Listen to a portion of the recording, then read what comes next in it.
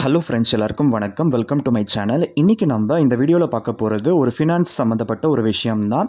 அதனால் எஃப்டி எல்லாம் போடுறதுக்கு உங்களுக்கு பிடிக்கும், ஸோ காசு சேர்த்து வைக்கிறது உங்களுக்கு பிடிக்கும்னா இதை வந்து நீங்கள் கண்டினியூ பண்ணி பாருங்கள். அப்படி பிடிக்காதவங்க செலவு தான் பண்ணுறோம், ஸோ லோன் மேலே லோன் தான் வாங்குவோம்னா அந்த மாதிரி ஆளுங்களுக்கு இந்த டாப்பிக்லாம் பிடிக்காது. ஸோ அந்த மாதிரி ஆளுங்க ஸ்கிப் பண்ணிவிட்டு போயிடலாம். ஓகேவா? இப்போ நான் வந்து ரீசெண்டாக நான் ஒரு யூனிட்டி பேங்க்ன்ற ஒரு பேங்க்கில் நான் ஆன்லைனில் ஒரு அக்கௌண்ட் வந்து ஓப்பன் பண்ணேன். அது வந்து சக்ஸஸாக வந்து எனக்கு அது என்ன சொல்கிறது ஆக்டிவ் வந்து ஆயிருக்கு. இப்போ அதில் வந்து பார்த்தீங்கன்னா நம்ம அக்கௌண்ட்டில் ஃபண்ட் ட்ரான்ஸ்ஃபர் பண்ணிக்க முடியுது.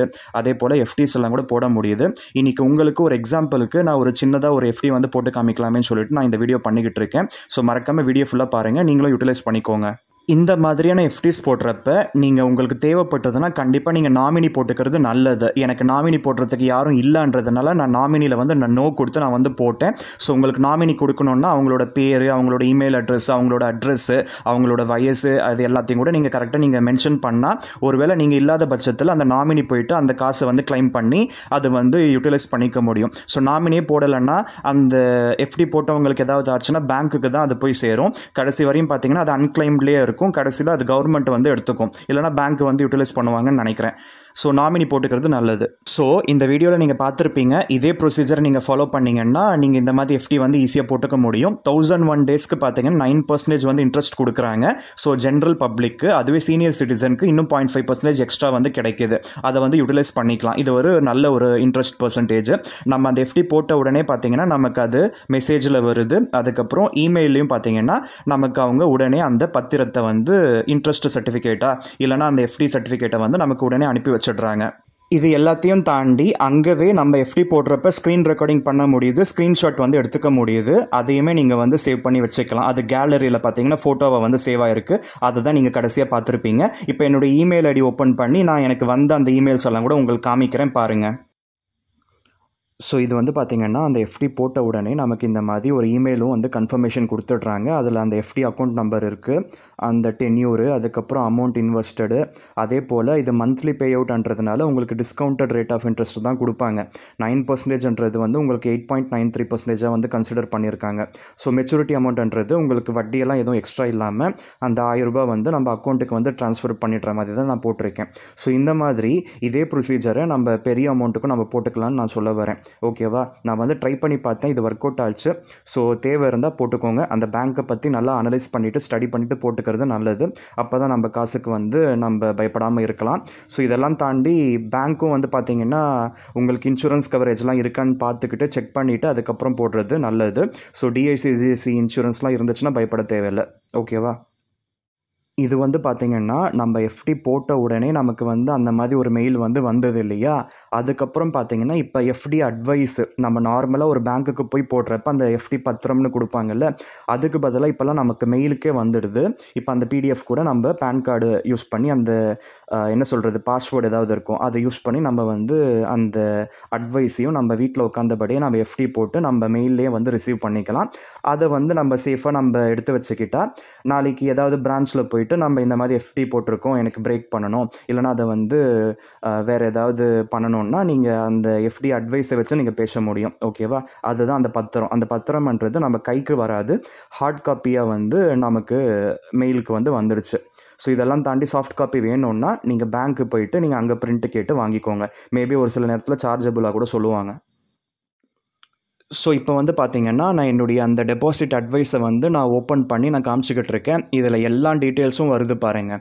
அந்த டென்யூர் என்ன, எவ்வளோ அமௌண்ட் இன்வெஸ்ட் பண்ணியிருக்கோம், எவ்வளோ இன்ட்ரெஸ்ட்டு, எவ்வளோ வட்டி வந்து கிடைக்கும், இதெல்லாம் தாண்டி இம்பார்ட்டண்ட் இன்ஃபர்மேஷனில் பார்த்திங்கன்னா DICGC cover 5 lakhs per depositor is available as per DICGC பாலிசின்னு சொல்லி போட்டிருக்காங்க. இந்த மாதிரிலாம் இருக்கிறதுனால நமக்கு பிரச்சனையே இல்லை. கேரண்டீடாக நமக்கு வந்து நம்மளோட போட்ட தொகை நம்ம எங்கேயும் போகாது.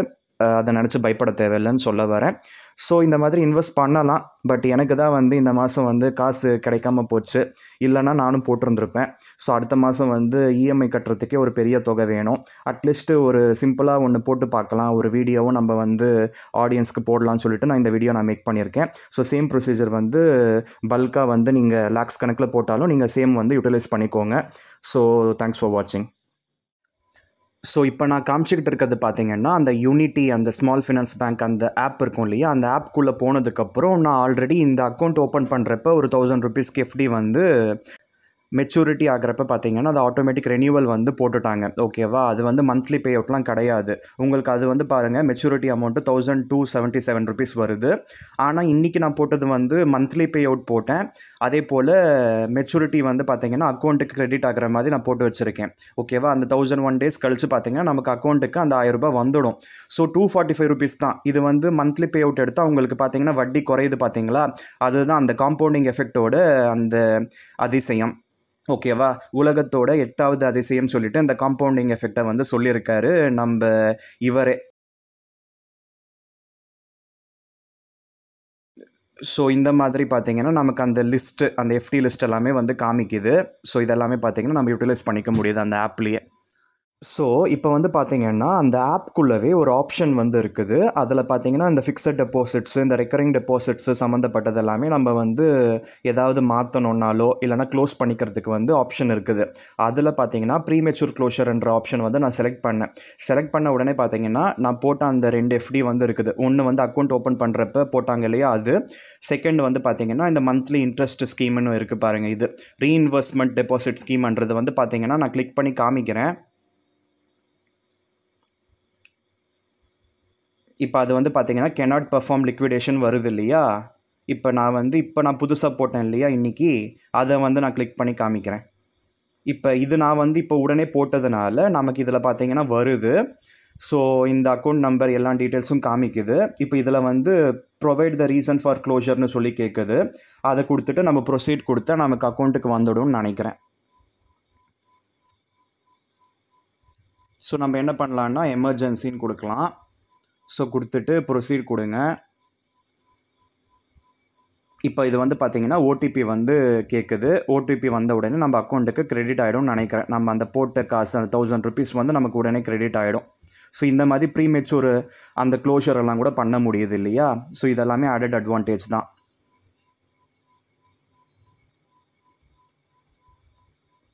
ஸோ அந்த ஓடிபி நம்ம வந்து போட்ட உடனே பார்த்தீங்கன்னா ப்ரீமெச்சூர் க்ளோஷர் சக்ஸஸ்னு வருது. ஓகே கொடுத்துட்றேன். இப்போ அக்கௌண்ட்டில் வந்து பார்த்தீங்கன்னா அந்த போட்ட எஃப்டி நமக்கு பிரேக் ஆகி நம்ம அக்கௌண்ட்டுக்கு பேலன்ஸ் வந்து காமிக்குது. ஸோ இப்போ பார்த்தீங்கன்னா நம்ம க்ளோஸ் பண்ண உடனே நமக்கு பார்த்தீங்கன்னா நமக்கு இந்த மாதிரி அந்த அமௌண்ட் உடனே கிரெடிட் ஆகிடுது. ஸோ இதெல்லாமே பார்த்தீங்கன்னா உங்களுக்கு யூஸ்ஃபுல்லாக இருக்குன்னு சொல்லிட்டு நான் ஒரு பெரிய வீடியோவாக அரௌண்ட் 8 மினிட்ஸ் வந்துடும் போல். ஸோ இந்த மாதிரி நீங்கள் எஃப்டி போட்டுக்கலாம், எஃப்டி க்ளோஸ் பண்ணிக்கலாம். எல்லாமே நம்ம பேங்க்குக்கு போகாமல் நம்ம வீட்டில் உட்காந்தபடியே ஆன் த கோ ஆன்லைனில் ஸ்மார்ட் ஃபோனில் நம்மக்கிட்ட இருக்க அந்த டெக்னாலஜி யூஸ் பண்ணி நம்ம வந்து பண்ணிக்க முடியுதுன்னு சொல்ல வரேன். ஸோ தேங்க்ஸ் ஃபார் வாட்சிங்.